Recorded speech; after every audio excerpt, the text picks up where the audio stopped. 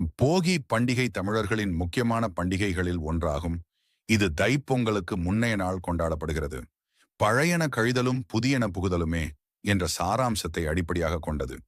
இந்த பண்டிகை மழை பொழியும் காலத்தின் முடிவையும் மற்றும் புது பொற்காலத்தின் தொடக்கத்தையும் குறிக்கிறது. வாழ்க்கையில் தேவையற்ற பழைய விஷயங்களை, பொருட்களை, பழக்க வழக்கங்களை விட்டு விலகி புதிய மாற்றங்களை ஏற்கும் நாள்.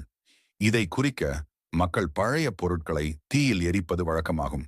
இதை போக்கி என்றே அழைக்கப்பட்டுள்ளது. நாளடைவில் இது மருவி போகி என்றாகிவிட்டது. போகி பண்டிகை முழுமையாக இந்திரதேவன், மழையின் கடவுள், அவர்களின் பணி நிறைவு மற்றும் பூமிக்கு மழையை கொடுத்ததற்காக நன்றி தெரிவிக்கும் நாளாக கொண்டாடப்படுகிறது. தைப்பொங்கலின் முன்னோட்டமாக விவசாயிகள் தங்கள் மாடுகளை அலங்கரித்து விவசாயத்தின் முக்கியத்துவத்தை வலியுறுத்தும் நாள். மகாபாரதத்திலும் போகி பண்டிகை குறிப்பிடப்பட்டுள்ளது. பாண்டவர்கள் கலைமகள் துர்க்கையை வழிபட்டதாக சொல்லப்படுகிறது. வீட்டை சுத்தமாக்குதல், வீட்டின் முன் கோலங்கள் போடுதல், மண்பானைகளை பயன்படுத்தி சுவையான உணவுகளை செய்வது, குடும்பத்துடன் இணைந்து மகிழ்ச்சியுடன் செலவிடுதல். போகி பண்டிகை மாற்றத்தையும் புதிய சகாப்தத்தின் தொடக்கத்தையும் குறிக்கும் ஆன்மீக நாளாக கொண்டாடப்படுகிறது.